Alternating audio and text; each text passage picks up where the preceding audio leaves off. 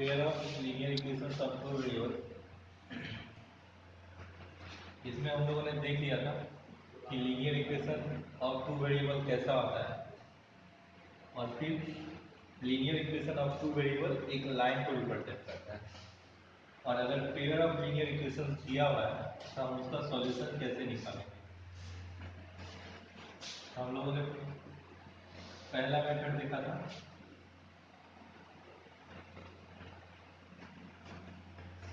Graphical method. आज हम लोग कुछ क्वेश्चंस करते हैं।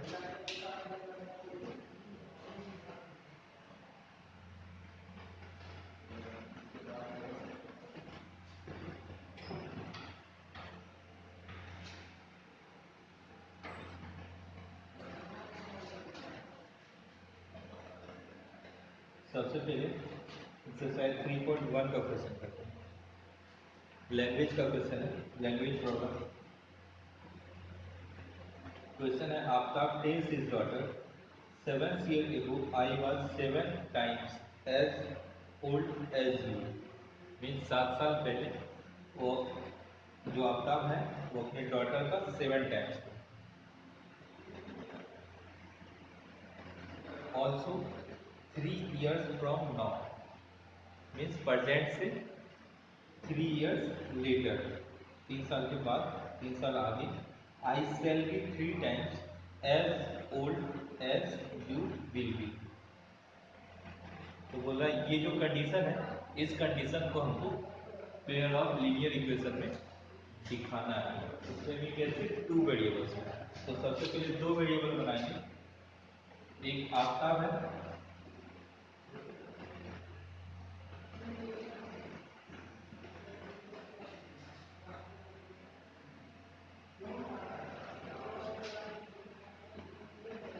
फर्स्ट क्वेश्चन में। कौन कौन है, दो है, एक आफ्ताब और एक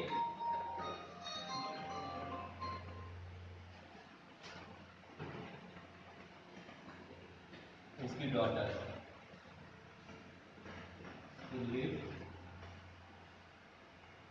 आफ्ताब इज बी एक्स।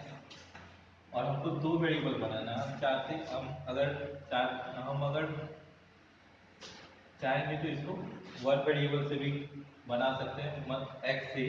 लेकिन यहाँ पे हमको क्या करना है, टू वेरिएबल से यूज करना है।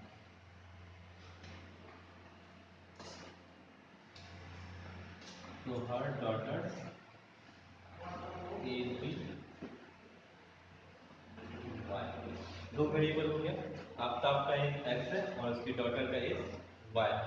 अब इस कंडीशन को, जो कंडीशन क्वेश्चन में दिया हुआ है, हम लोग क्या करते हैं, उससे दो इक्वेशन बनाते हैं। फर्स्ट कंडीशन क्या है, 7 years ago।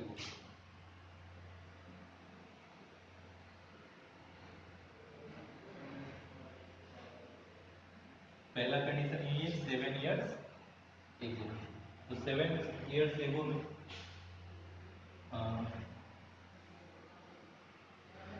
अभी देखिए प्रेजेंट इज,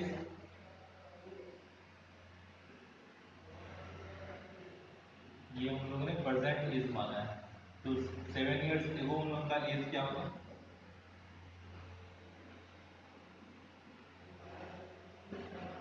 x माइनस 7, और उसकी डॉटर का एज क्या होगा,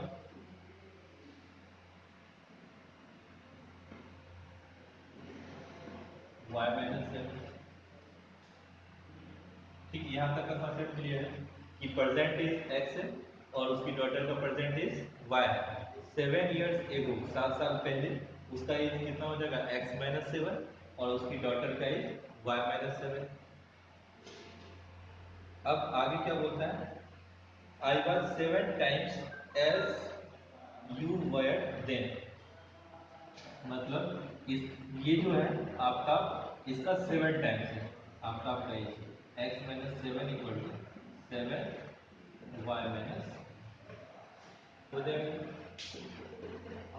इसको इक्वेशन बना लेते हैं, x minus 7 equal to 7y minus 49, यानी x ये +7 y इधर आएगा तो -7 y, और -7 है इधर आएगा तो +7, तो -49 और +7 कितना हो जाएगा -40। एक इक्वेशन आ गया, देखिए x-7y इक्वल टू -42, ये आ गया इक्वेशन फर्स्ट। अब हम लोग सेकेंड कंडीशन लेंगे। सेकेंड कंडीशन कितना बोला, 3 इयर्स,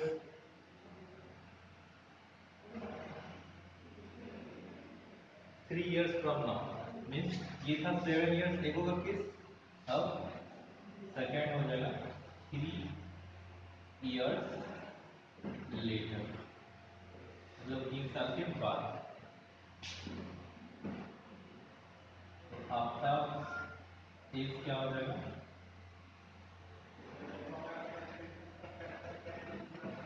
x+3, उसकी डॉटर का एज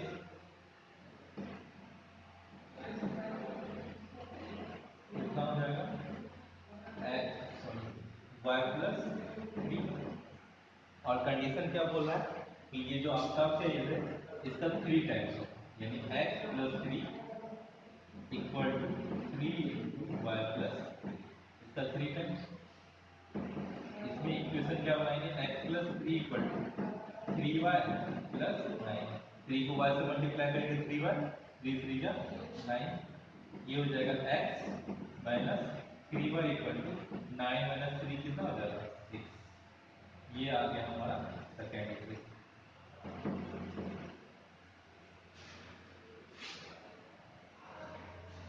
फर्स्ट इक्वेशन आ गया और सेकेंड इक्वेशन आ गया, means pair of linear equation आ गया। अब हम लोग क्या करेंगे, आगे क्वेश्चन है, बोल रहा है इस सिचुएशन को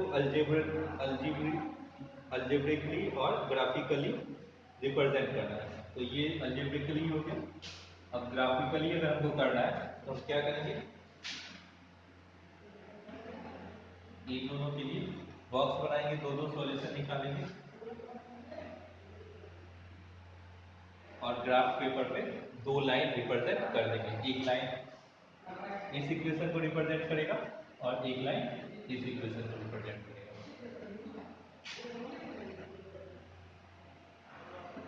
एक्स वाई, फर्स्ट इक्वेशन है x-7y इक्वल टू -42।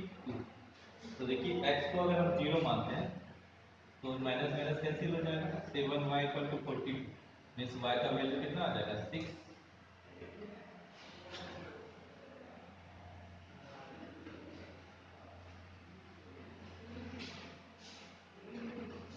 और यहाँ पे देखिए अगर हम y को 0 मानते हैं तो x का वैल्यू -42 आ जाएगा। तो ग्राफ पे रिप्रेजेंट करने में इतना बड़ा वैल्यू, एक वैल्यू 6 है एक वैल्यू 42 है, ग्राफ पे रिप्रेजेंट करने में प्रॉब्लम होगा। इसीलिए हम लोग क्या करते हैं, कोई y का कोई दूसरा वैल्यू मान लेते हैं। अगर y का वैल्यू हम लोग 2 लेते हैं तो ये क्या हो जाएगा, 7 इंटू 2 -40, इधर आएगा तो +40, मतलब x का वैल्यू 28, भी ज़्यादा हो रहा है। तो हम लोग क्या करते हैं, x का वैल्यू 4 मान लेते हैं, सॉरी y का वैल्यू अगर 4 मान लेते हैं तो 7 इंटू 4 -28 हो जाएगा, इधर आएगा तो +28, तब 14 हो जाएगा x का वैल्यू। तो उसको रिप्रेजेंट कर सकते हैं। या फिर 5, y का वैल्यू अगर हम 5 ले लें, y का वैल्यू देखिए 5 ले लें, 7 इंटू 5 35, -35 इधर है, इधर आएगा तो हो जाएगा +35, इसका वैल्यू कितना आ जाएगा -7।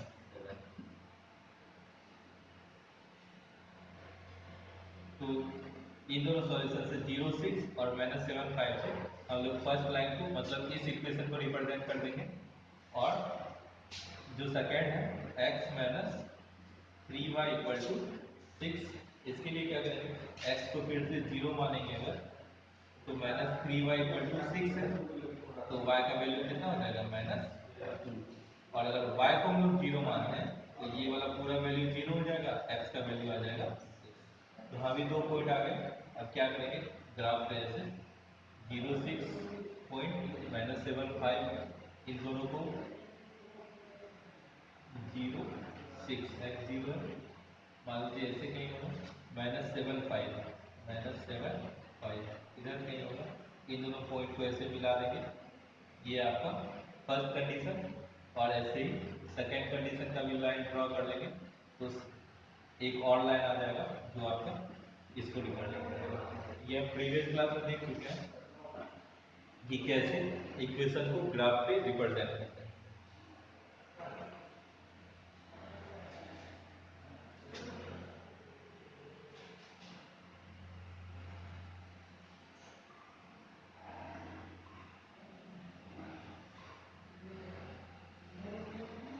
अब नेक्स्ट है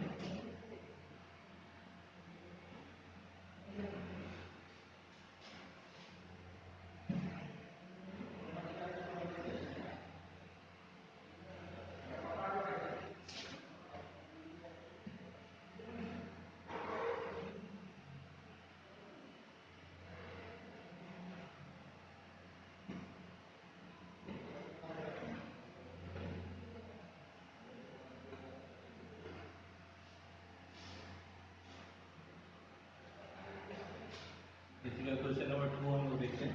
क्वेश्चन नंबर 2 में देखिए बोल रहा है the coach of a cricket team buy 3 bats and 6 balls for 3900 later she buys another bat and 3 more balls of same kind for rupees 1300 represent this situation algebraically and geometrically।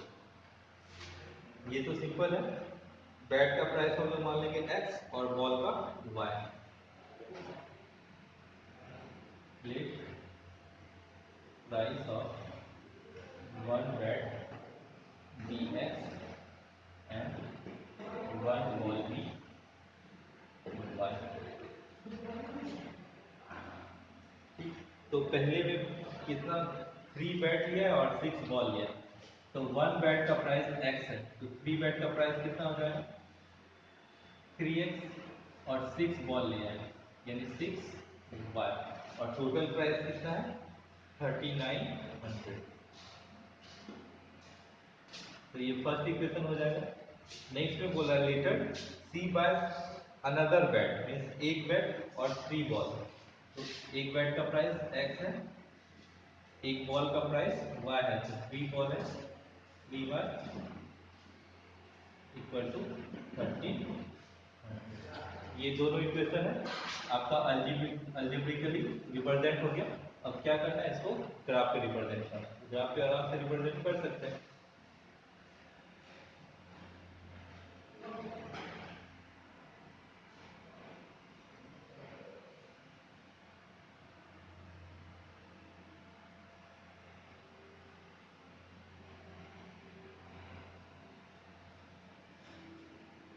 देखिए ये आपको लग रहा हो कि बहुत बड़ा क्वांटिटी है, तो हम लोग क्या करेंगे इसको छोटे में कन्वर्ट कर लेंगे।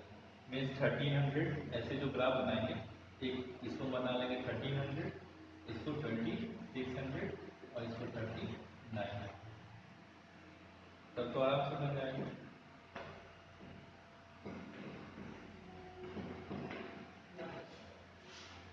जो थर्ड क्वेश्चन है इसमें the cost of 2 kg apples and 1 kg grapes on a day was found to be ₹160।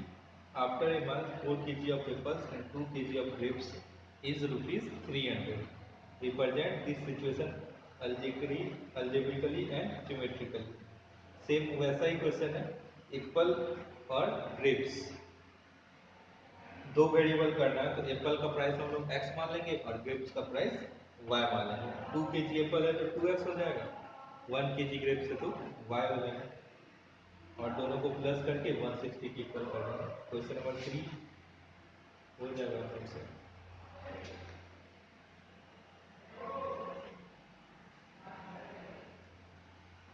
अब हम लोग 3.2 का एक्सरसाइज कर लेंगे क्योंकि सब अच्छा पढ़ लिए।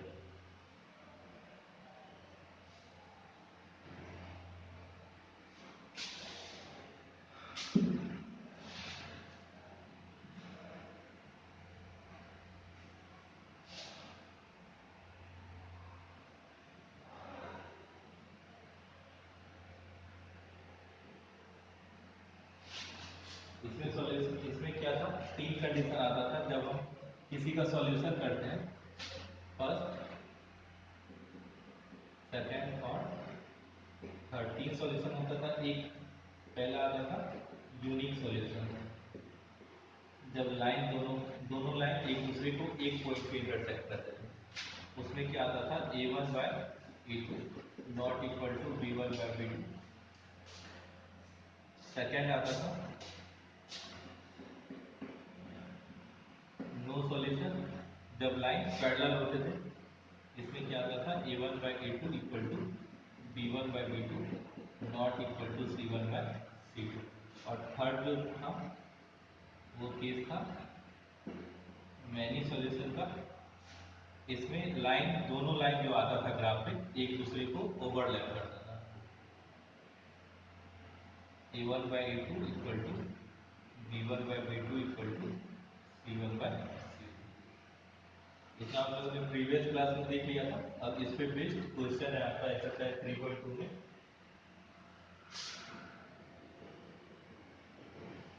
कहाँ रह गया था प्रियांशु रे? छुट्टी देने आया है।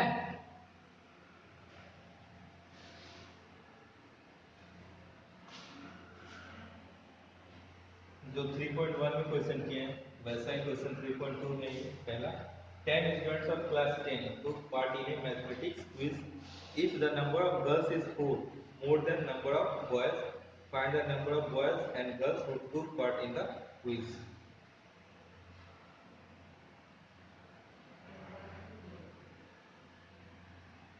कैसे बनाएंगे देखिए, नंबर ऑफ गर्ल्स,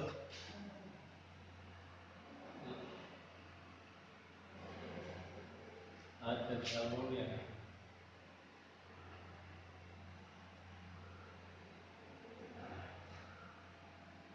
इसमें क्या बोला है कि क्लास 10 का स्टूडेंट जैसे आप लोग हैं, उसमें 10 स्टूडेंट ने मैथमेटिक्स के क्विज में पार्टिसिपेट किया, जिसमें नंबर ऑफ गर्ल्स जो था वो नंबर ऑफ बॉयज से 4 ग्रेटर है। मतलब गर्ल्स ने ज्यादा पार्टिसिपेट किया था, बॉयज ने कम किया था। Find the number of boys and girls who took part in the quiz. तो इसका सॉल्यूशन हमको ग्राफिकली करना है।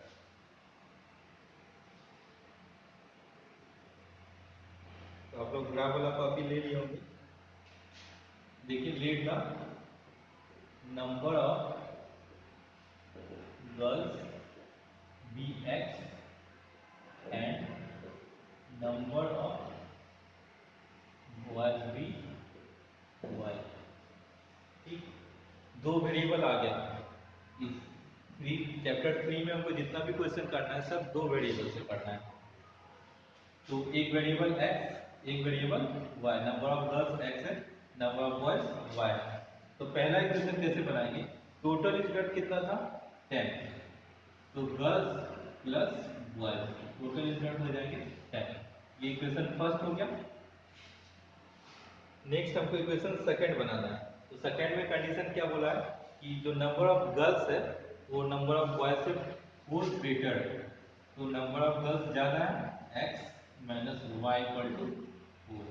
Number of girls number of boys से 4 ग्रेटर है। ये आ गया इक्वेशन। अब ऐसे ही हमको दो लाइन ग्राफ पे खींचना है और जहां दोनों इंटरसेक्ट करेंगे वही पॉइंट क्या हो जाएगा, इसका सॉल्यूशन हो जाएगा। उससे हम लोग उसका जब x और y का वैल्यू निकालेंगे तो नंबर ऑफ गर्ल्स x आ जाएगा और नंबर ऑफ बॉय y आ जाएगा।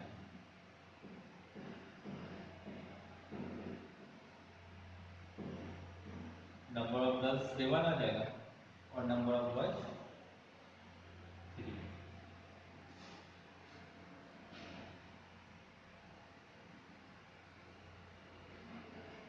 नेक्स्ट ऐसे ही क्वेश्चन 1 का फर्स्ट पार्ट था, 1 का सेकेंड पार्ट जो है इसमें दिया 5 pencils and 7 pens together cost ₹50।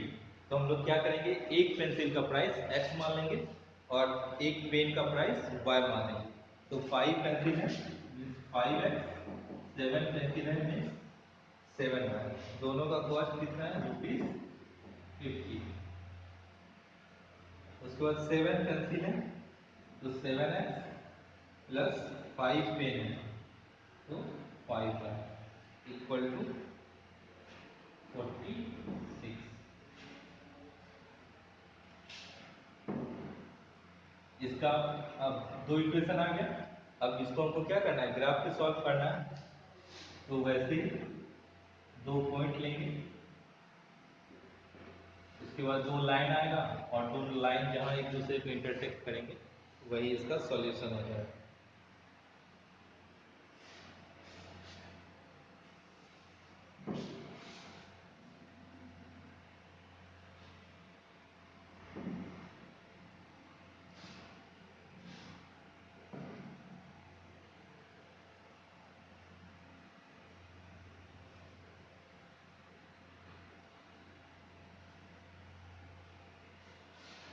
जो नेक्स्ट क्वेश्चन है, नेक्स्ट क्वेश्चन में आपको तीन पेयर ऑफ इक्वेशन दिया हुआ है और उस इक्वेशन से हमको पता करना है कि जो लाइन दोनों का बनेगा वो इंटरसेक्ट एट ए पॉइंट है या पैरेलल है या कोइंसिडेंट है। पहला है 5x minus 4y plus 8 equal to 0 और सेकेंड है 7x plus 6y minus 9 equal to 0। दो कंडीशन दिया हुआ है। अब हम लोग कैसे पता करते हैं, तो यहाँ सब कुछ दिया हुआ है।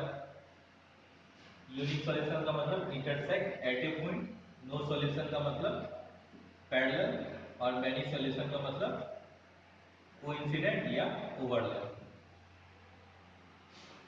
तो यहाँ पे पहले चेक कर लेते हैं क्या है। 5/7 a1/a2 पहले देखते हैं। 5/7 b1/b2 कितना हो जाएगा, -4/6। सबसे पहले यही देखते हैं कि a1/a2 इक्वल टू b1/b2 है या नहीं।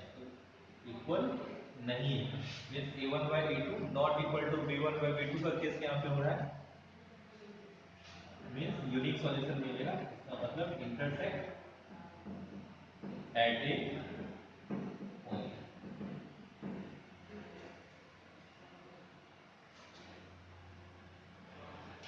बी दिया हुआ 9x plus 3y plus 12 equal to 0, 18x plus 6y plus 24 equal to 0। तो सबसे पहले a1/2 यानी 9/18। अब लेते हैं b1/2 3/6। तो देखिए 9 2 जा 18, 3 2 जा 6, 1/2 आ रहा है, दोनों इक्वल है। इक्वल तो दोनों केस में होता है। नो सॉल्यूशन में a1/2 इक्वल टू b1/2 होता है, मैनी सॉल्यूशन में भी a1/2 इक्वल टू b1/b2 होता है। तो आगे का कंडीशन कि दोनों में से कौन सा है, हम लोग c1/c2 भी कर देते हैं। 12/24, 12 2 जा 24 होता है, ये भी 1/2 आ रहा है, मतलब इक्वल है। Means a1/a2 equal to b1/b2 equal to c1/c2। अगर ऐसा केस आ रहा है जो किसका होता है, मैनी सॉल्यूशन। मैनी सॉल्यूशन का मतलब को इंसिडेंट, जो लाइंस होंगे वो कोइंसिडेंट होंगे। ऐसे question number third,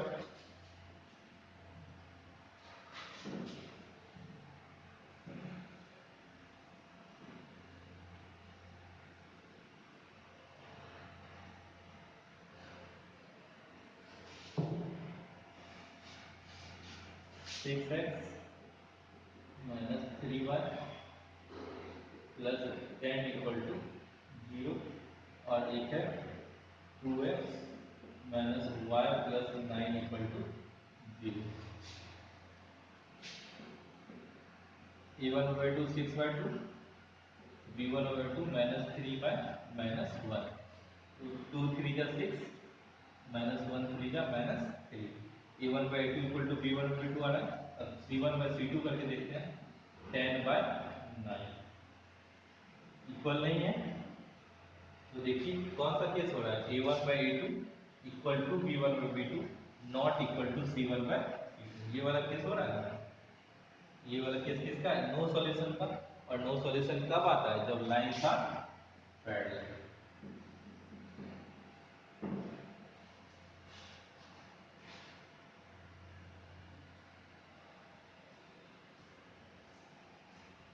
question number 3 में भी यही है, on comparing the ratio a1/2 b1/2 and c1/c2 find out whether the following pair of linear equations are consistent और इनकंसिस्टेंट। तो कंसिस्टेंट तब बोलते हैं जब सॉल्यूशन आ जाता है, और इनकंसिस्टेंट तब बोलते हैं जब सॉल्यूशन नहीं आता है।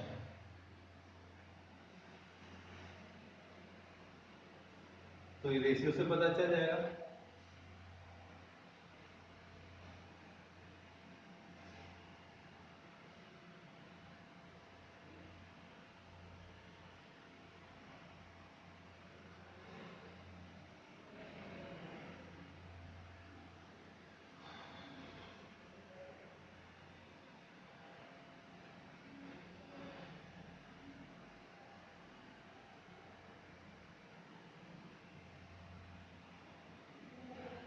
ठीक, जब सॉल्यूशन आ जाएगा तो उसको क्या बोलते हैं, कंसिस्टेंट, और जब सॉल्यूशन नहीं आता है तो उसको बोलते हैं इनकंसिस्टेंट। तो सॉल्यूशन किस में आता है, एक तो ये यूनिक सॉल्यूशन आता है और एक मैनी सॉल्यूशन। ये दोनों में सॉल्यूशन आ जाता है तो इन दोनों केस को कहेंगे कंसिस्टेंट, और इस जो नो सॉल्यूशन वाला केस होता है, इसमें सॉल्यूशन नहीं आता है, इसको बोलेंगे इनकंसिस्टेंट।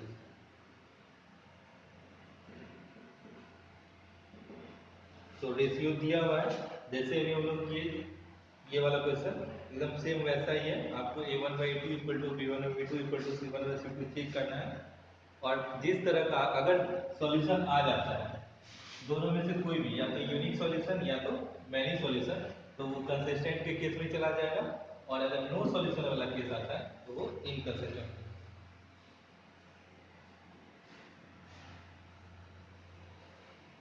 इसके बाद फिर से क्वेश्चन 4 में भी वही है, आपको पेयर्स ऑफ इक्वेशन दिए हुए हैं, बस इसी रेशियो से आपको पता करना है कि दोनों पेयर कंसिस्टेंट है या नहीं है। तो अगर सॉल्यूशन आ जाता है तो कंसिस्टेंट होगा, सॉल्यूशन नहीं आता है तो इनकंसिस्टेंट।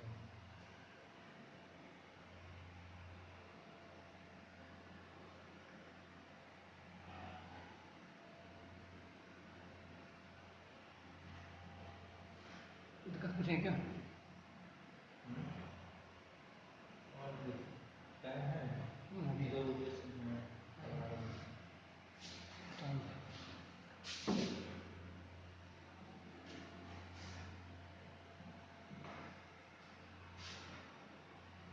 देखिए, इसके बाद क्वेश्चन नंबर 5 है। क्वेश्चन नंबर 5 में बोल रहा है, half the perimeter of A rectangular garden whose length is 4 more than its width is 36 meters. Find the dimension of garden. इसमें क्या बोल रहा है, एक रेक्टेंगुलर गार्डन है,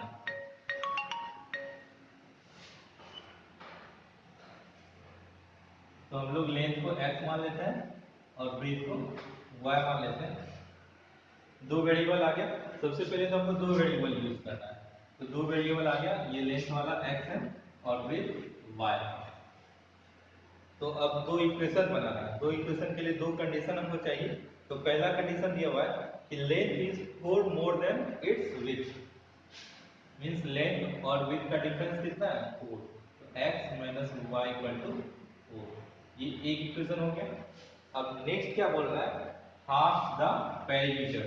तो पेरीमीटर क्या होता है, रेक्टेंगल का 2 इंटू एल प्लस बी, तो इसका हाफ क्या होगा, 2 कैंसिल हो जाएगा, सिर्फ क्या बच जाएगा एल प्लस बी। तो एल एक्स है और b y, x plus y equal to दिया हुआ 36।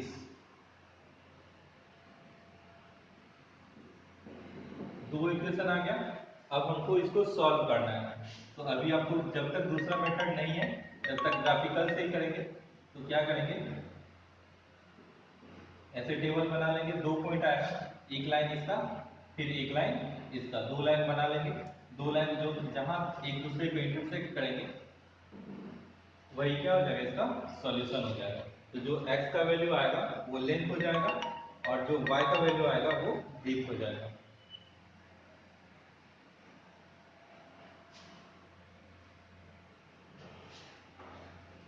क्वेश्चन नंबर 6,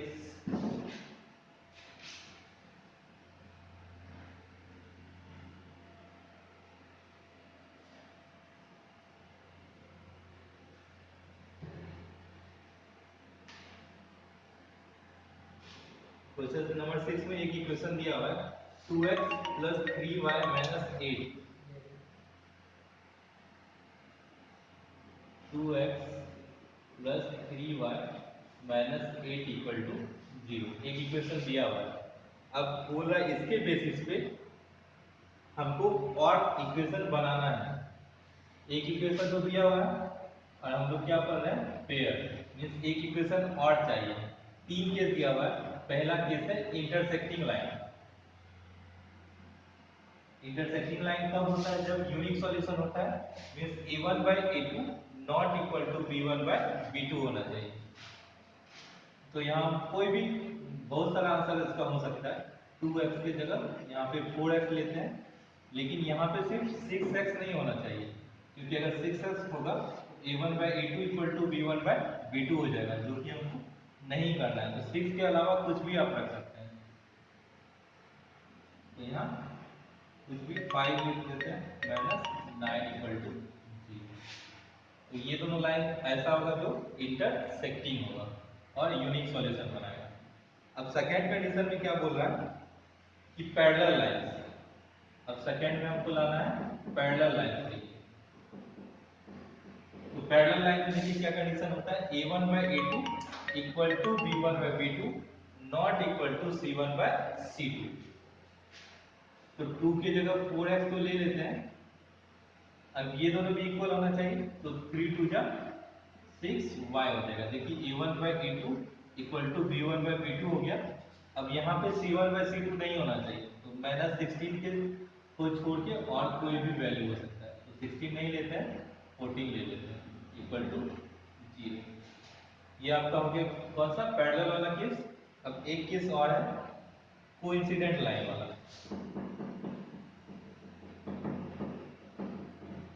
कोइंसिडेंट लाइन में क्या होता है, a1 by a2 equal to b1 by b2 equal to c1 by c2, means तीनों कोएफिशिएंट क्या होंगे, प्रोपोर्शनल होंगे।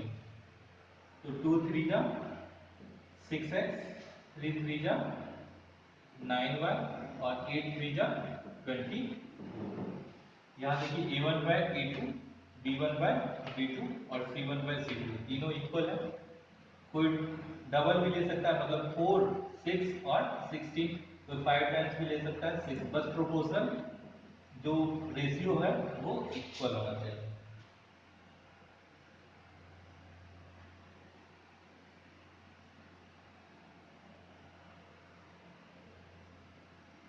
अब नेक्स्ट जो क्वेश्चन नंबर 7 लास्ट क्वेश्चन है,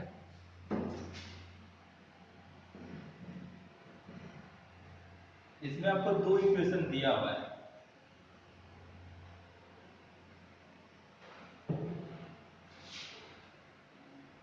x minus y plus 1 equal to 0 और 3x plus 2y minus 12 equal to 0। दो equation दिया हुआ है और क्या बोल रहा है कि इनको ग्राफ में रिप्रेजेंट करने। तो जैसे ये इक्वेशन दिया हुआ है, इसका आप दो सॉल्यूशन निकालेंगे तो 2 पॉइंट मिलेगा। 2 पॉइंट में मान लीजिए कैसा भी एक लाइन तो बनेगा ऐसा। फिर ये दूसरा इक्वेशन है, इससे भी हम दो सॉल्यूशन निकालेंगे। दो सॉल्यूशन निकलेगा, उस पॉइंट को क्या करेंगे, प्लॉट करेंगे। मान लीजिए ऐसा हो रहा है। अब बोल रहा है कि इन दोनों लाइन से और एक्स एक्सिस से जो ट्रायंगल बन रहा है, तो देखिए ये वाला आपका एक्स एक्सिस है और ये आपका दोनों लाइन है, इससे जो ट्रायंगल बन रहा है, तो यही ट्रायंगल बन रहा है। बोल रहा है इस ट्रायंगल का वर्टिसेस फाइंड आउट करने के लिए। तो वर्टिसेस का मतलब ये तीनों पॉइंट, तो 2 पॉइंट एक्स एक्सिस पे हो जाएगा और एक पॉइंट इन दोनों का इंटरसेक्शन पॉइंट। तो इसको तो ऐसे मेजर कर लेंगे, ऐसे परपेंडिकुलर डाल के x और y, यहाँ पे दूसरा वर्टेक्स और यहाँ पे तीसरा वर्टेक्स। ऐसे तीनों पॉइंट को अगर हम लोग निकाल लेंगे तो ये उस ट्रायंगल का तीनों वर्टेक्स हो जाएगा। ए आपको निकालना है पॉइंट ए बी और सी क्या होगा।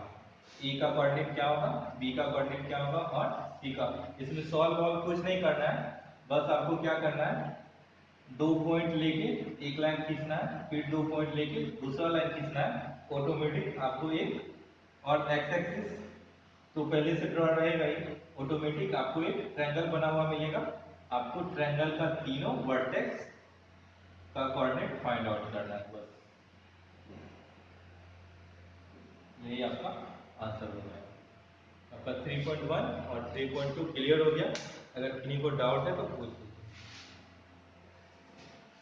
चलो जिसको डाउट हो पूछो।